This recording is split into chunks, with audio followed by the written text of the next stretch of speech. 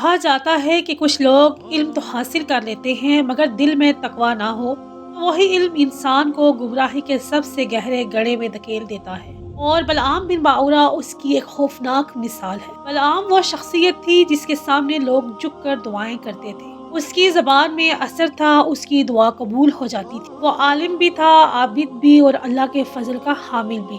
گاؤں والے اس کے پاس آتے، مسائل بتاتے، اور بلعام ہاتھ اٹھاتا تو رحمتیں برستی۔ اتنے مقام پر تھا کہ لوگ اسے بزرگوں میں شمار کرتے تھے۔ لیکن ایک دن خبر آئی کہ اللہ کے نبی حضرت موسیٰ علیہ السلام بنی اسرائیل کے ساتھ اس بستی کے قریب آ رہے ہیں۔ یہ سن کر بستی کے سرداروں کے چہرے زرد پڑ گئے۔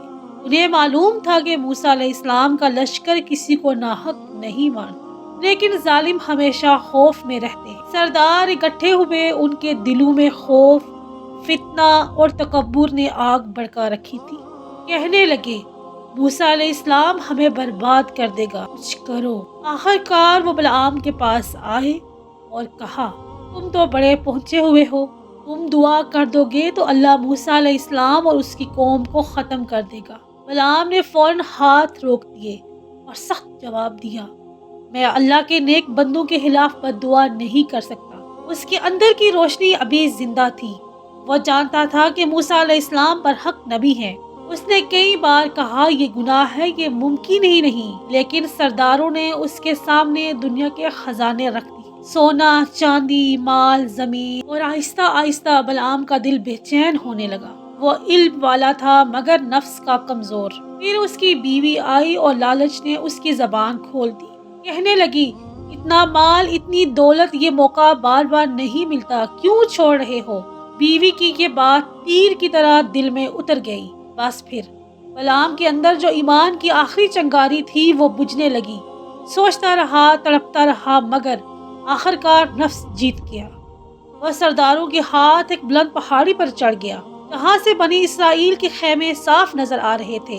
آخرکار بلعام نے ہاتھ اٹھا لیے، مگر جیسے ہی زبان سے بد دعا نکلی، اللہ نے اس کی زبان الٹ دی۔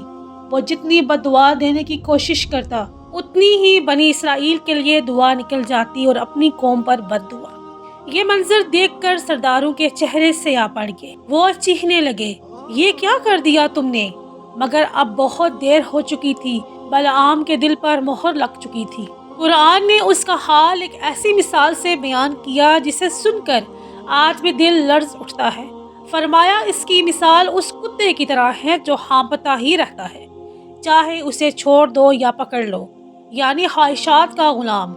آخرکار بلعام وہ مقام کھو بیٹھا جو اللہ نے اسے دیا تھا۔ جو شخص کبھی عبادت گزار تھا وہ آخر میں نفس کا قیدی بن گیا۔ یہ ہے اس انسان کا انجام جو علم رکھتا ہو مگر تقویٰ نہ رکھے۔ اس کہانی سے ہر عالم، ہر طالب علم، ہر انسان کے لیے ایک بڑی نصیحت ہے کہ علم صرف روشنی تب بنتا ہے جب دل میں خوف خدا موجود ہو۔